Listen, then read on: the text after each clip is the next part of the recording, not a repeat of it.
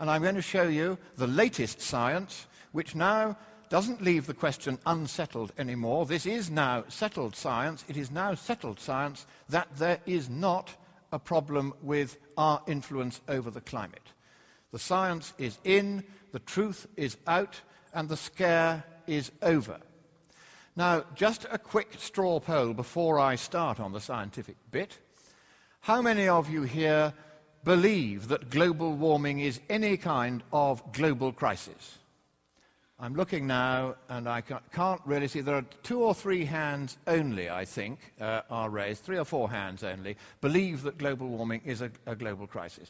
Well, the first thing I will say to those 4 or 5 of you is that it isn't a matter of belief. It's a matter of science. It's a matter of hard work finding out what is true and what is not. That's what we're going to do tonight. There won't be rhetoric.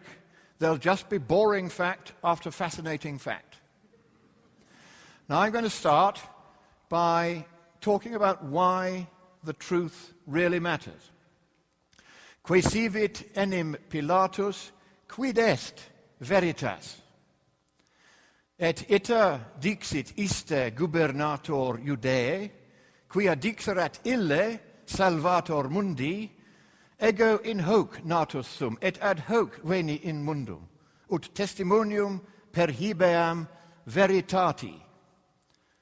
Unto this was I born, for this came I into the world, that I might bear witness to the truth. Now, those words of our blessed Lord are a perfect mission statement for anyone who, like me, has had the honor to play a part in the formation of public policy. We are there to bear witness to the truth.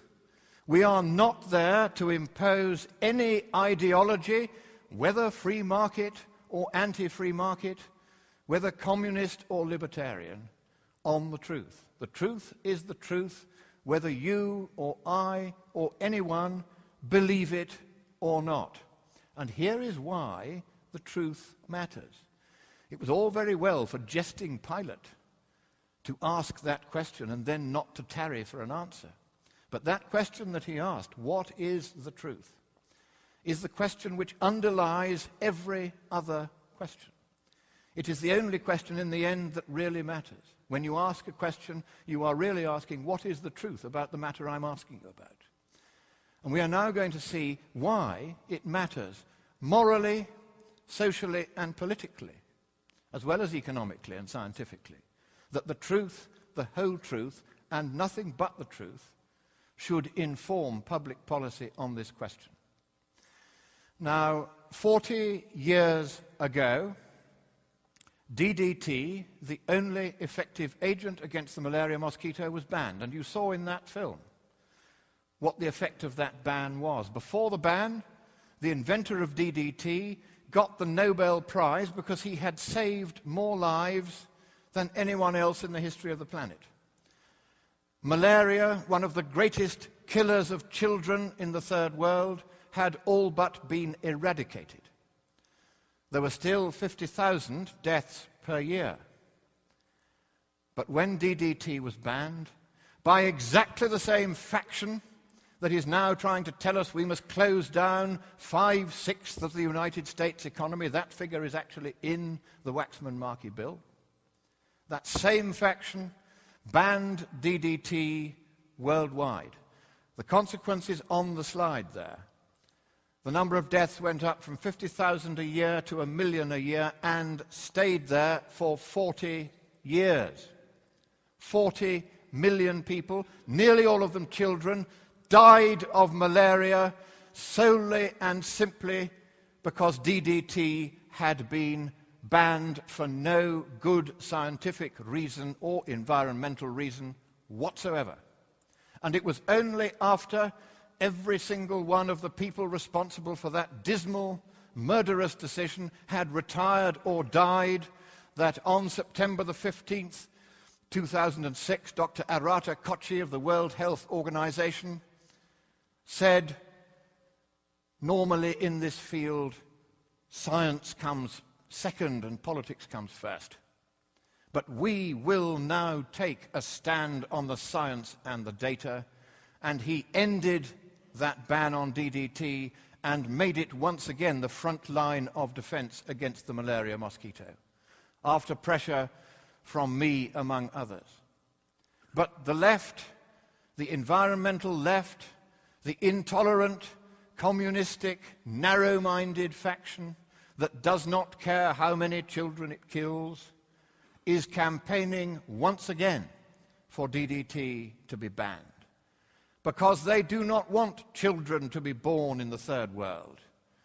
They want as much of humanity as possible, it sometimes seems to me, to be wiped off the face of the planet. And there is a better way to control population than to withdraw the one effective agent against one of the world's biggest killers. And that is to raise the standard of living of the poorest. That has long been a moral imperative. Since the time of our blessed Lord himself, it has been a moral imperative that we help our lords the sick and our lords the poor. And we work for them, and we raise them up, and we make them healthy, and we make them wealthy. Because if we make them wealthy, then their populations will stabilize. This is something that every demographer knows perfectly well.